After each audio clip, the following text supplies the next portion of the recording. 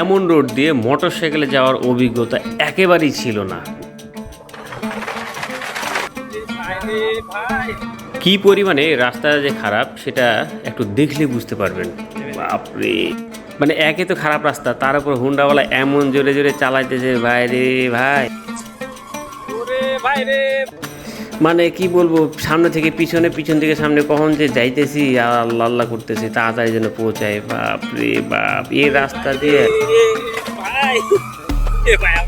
যাই হোক, শেষ পর্যন্ত দেখলে বুঝতে পারবেন কেমন ছিল। মোটরসাইকেলের যাত্রাটা শুরু করেছিলাম নীলাদ্রি লেক থেকে, যা প্রথম যে ভিডিওটা ছিল সেখান থেকে দেখলে বুঝতে পারবেন। পর্ব থেকে পর্ব পার্ট বাই পার্ট আপনাদের দেখার চেষ্টা করছি।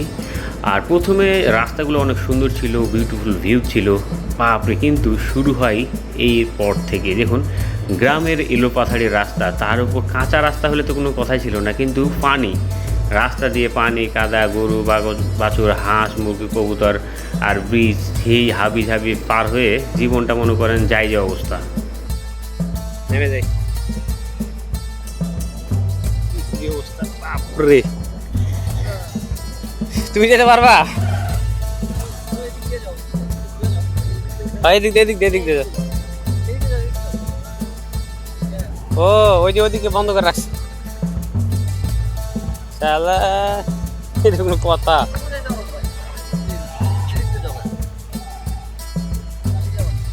আরে বুঝলাম না, এটা গেলে একবার সমস্যাটা কি? এইগুলো মনে হয় ম্যাক্সিমাম মানে খাস খাস টাইপের জমি মনে হয়, পাহাড়ি এলাকা।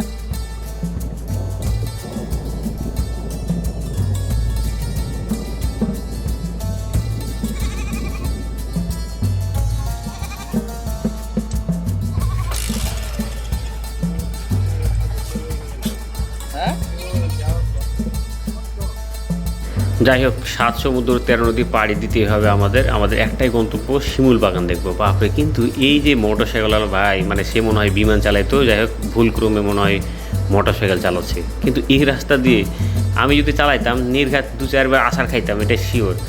মানে তার রাস্তা পরিচিত, আর পানির মধ্যে দিয়ে গাড়ি চালাইতেছে রে ভাই রে ভাই। তারপর স্পিড, মানে কি বলবো, স্পিডের কথা নাই বললাম, আপনার ভিডিওতে দেখে নেন তাহলে বুঝবেন ঘটনা। মানে তার কাছে কোনো এটা বিষয়ই না, এলো কথাটি চালাইতেছে, পানি মানে কিছুই মানে না।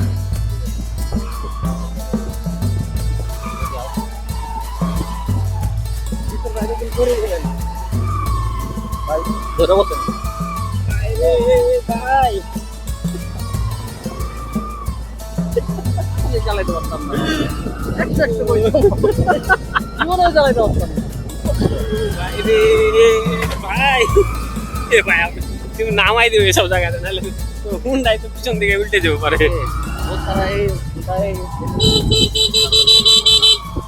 মাঝে মাঝে ব্রিজের উপরে উঠতে গেলে মনে হয় পিছনে আমি মনে থেকে গেলাম, নাহলে পিছন থেকে সামনে যাব। কিন্তু এই ভিউগুলো দেখে মনটা জুড়িয়ে যাচ্ছিল। কিন্তু এই যে সামনে যে পুল সিরাত আছে, কেমনে যে পার হয়ে আল্লাহ, মাঝে মাঝে আল্লাহ আল্লাহ।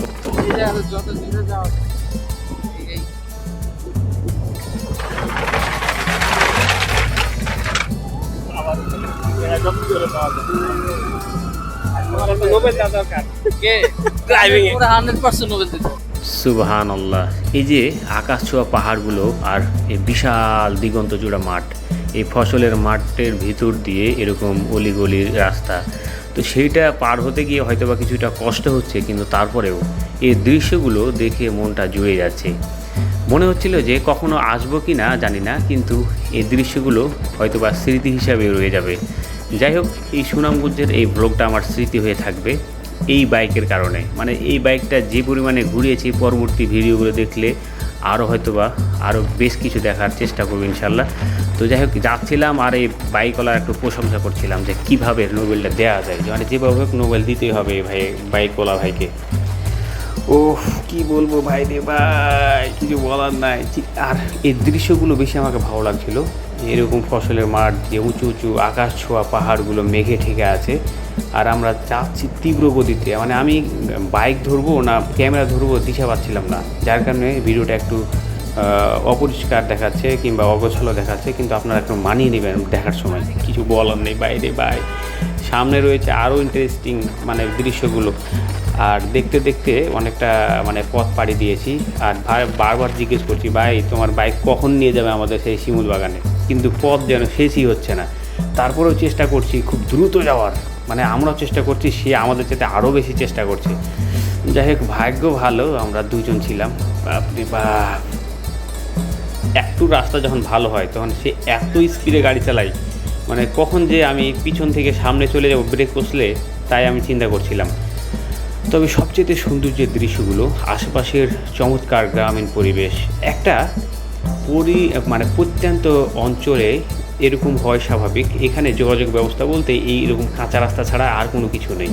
তবে বর্ডার সাইডগুলোতে একটু পাকা রাস্তা রয়েছে, তবে যোগাযোগের মাধ্যম হচ্ছে নৌকা আর এরকম মোটরসাইকেল। অন্য কোনো গাড়ি এখানে দেখতে পাবেন না।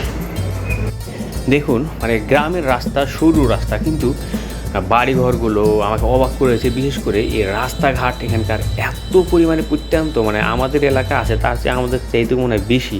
মানে কাঁচা রাস্তা হয় ঠিক আছে, কিন্তু কাঁচা রাস্তা এতটা খারাপ হয় চিন্তার বাইরে। আপনি চিন্তা করতে পারবেন না, কাদা হলে মানা যায়, কিন্তু কাদা ছাড়াও কোনো রকম মোটরসাইকেল চলছে এরকম একটা রাস্তা। আর এখানে অনেকগুলো বাড়ি রয়েছে, গ্রাম রয়েছে, এরা কিভাবে যে চলাচল করে মাথা ঘুরে যাবে।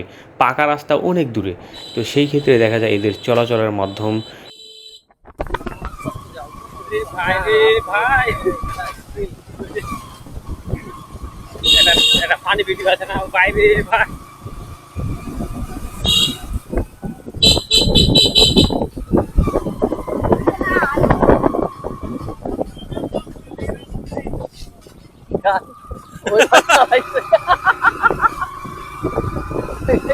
ওই চালাইছে, ওটা নিয়ে করতেছে সেই ওই ভাইটা ওইটা ওই ভাই ঠিক আছে, ক্যাপ করা ওই ভাই একটু বল। ভাই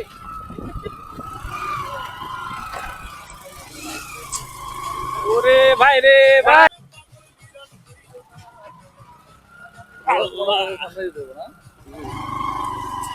ভাই রে পৃথিবীর সবচেয়ে বিপজ্জনক রাস্তায় আমরা এখন।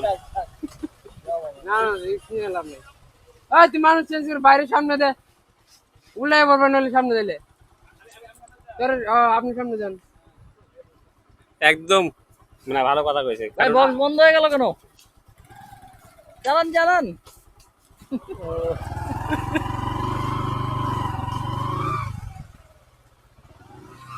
এ ভাই তো হাত দিয়ে গরু থামা চালাইছিল। তবে যাই হোক, দেখতে দেখতে অনেক দূর এগিয়ে চলেছে এবং আমরা প্রায় শিমুল বাগানের কাছাকাছি। তো পরবর্তী ভিডিও থাকবে শিমুল বাগানের শেষ সেই পর্বটা দেখার আমন্ত্রণ রইল। আর ভিডিওটি কেমন লাগলো আপনার গুরুত্বপূর্ণ মতামত জানিয়ে দিন, আর ভালো লাগলে অবশ্যই ফলো দিয়ে সাথে থাকুন। Thank you so much for watching.